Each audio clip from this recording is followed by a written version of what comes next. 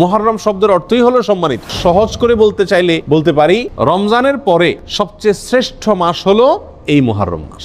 মুহররম মাসের একটি বিশেষ করণীয় আছে, আর সেই করণীয়টা হলো আমরা সংক্ষেপে আজকে জেনে নিব যে মুহররম মাসের কি গুরুত্ব কোরআন এবং হাদিসের দৃষ্টিতে আছে, এবং এই মাস উপলক্ষে একজন মুমিনের জন্য কি কি করণীয় আছে, আর এই মাস উপলক্ষে একজন মুমিনের জন্য কি কি বর্জনীয় আছে। আল্লাহ যে মাসকে সম্মানিত বলে ঘোষণা দিয়েছেন, মর্যাদাপূর্ণ বলে ঘোষণা দিয়েছেন, সেই মাসগুলো কখন আসে, কখন যায়, বা কোন কোন মাস সম্মানিত মাস, কোন কোন মাস সাধারণ মাস, এই সম্পর্কে আমাদের সমাজে খুব একটা ধারণা নাই বললেই চলে।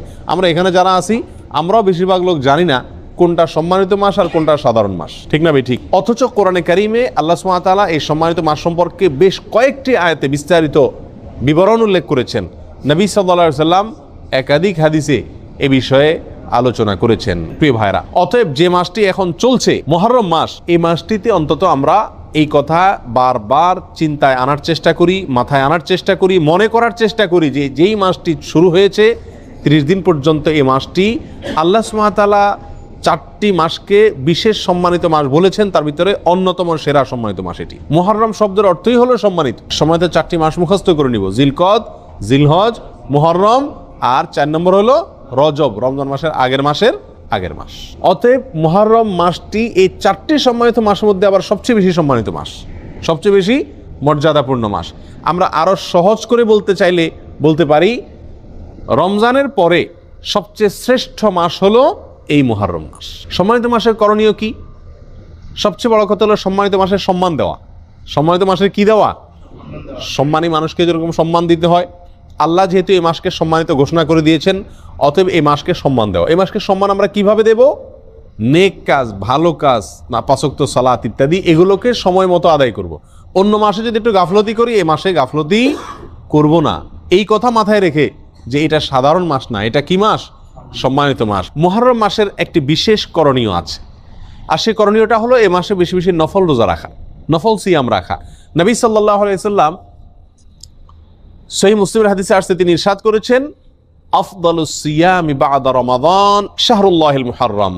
রমজানের পরে সবচেয়ে উত্তম রোজা হলো আল্লাহর মাস মুহররম মাসের রোজা। অতএব এই মাসের করণীয় হলো বেশি বেশি নফল রোজা রাখা। রমজানের পরে সবচেয়ে উত্তম নফল রোজার জন্য উত্তম মাস হলো এই মাস। নফল রোজার শ্রেষ্ঠ মাস মুহররম মাস। প্রিয় ভাইরা, আমরা বেশিরভাগ মানুষ মুহররম মাস উপলক্ষে আশুরার 1-2টা রোজা রাখি, ওইটা আশুরা উপলক্ষে, ওইটা ভিন্ন। মুহররম হিসাবে এই মাসে নবী সাল্লাল্লাহু আলাইহি সাল্লাম রোজা রাখার গুরুত্ব বর্ণনা করেছেন। রমজানের পরে সবচেয়ে বেশি রোজার জন্য গুরুত্বপূর্ণ মাস হিসাবে অভিহিত করেছেন। তিনি নিজে অবশ্য শাবানে রেখেছেন, এই মাসে রাখার সুযোগ তিনি পান নাই। এই মাসে রোজার ফজিলত নাজিল হওয়ার পরে তিনি রাখার সুযোগ পান নাই, তার আগেই হয়তো তিনি দুনিয়া থেকে বিদায় নিয়ে গেছেন, আর সেজন্য তিনি রাখতে পারেন নাই, কিন্তু আমাদেরকে জানাই গেছেন। প্রিয় ভাইরা, মুহররম তো প্রতিবারই আমাদের জীবনে একবার করে আসে, প্রতি বছরই একবার করে আসে। এই মুহররম উপলক্ষে যদি আমি 1-2টা রোজাও রাখতে না পারি, তাহলে আমি কি জবাব দেব রাসূলুল্লাহ সাল্লাল্লাহু আলাইহি ওয়াসাল্লামের কাছে? কথা বুঝে আসছে? এই মুহররম উপলক্ষে যদি 1টি রোজাও আমি না রাখি, তাহলে নবী সাল্লাল্লাহু আলাইহি ওয়াসাল্লাম যে মাসের রোজার এত গুরুত্ব বর্ণনা করছেন, সেটাকে আমি কোনো কি করলাম না, কেয়ারই করলাম না, পাত্তাই দিলাম না, ঠিক না ভাই? ঠিক। এই জন্য ভাই, সুযোগ অনুযায়ী অন্তত 1-2টা রোজা হলেও রাখার চেষ্টা করি।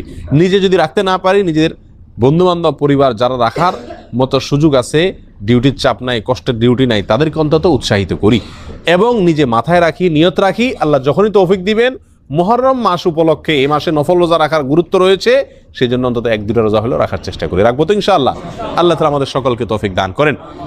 প্রিয় ভাইরা, এই হলো মুহররম মাস উপলক্ষে করণীয়। একমাত্র করণীয় হলো এই মাসে বেশি বেশি নফল রোজা রাখা, আর সম্মানিত মাস হিসেবে গুনাহের কাজ কম করা, নেকির কাজ ভালো করে বেশি করে করার চেষ্টা করা, যুদ্ধ বিগ্রহ না করা।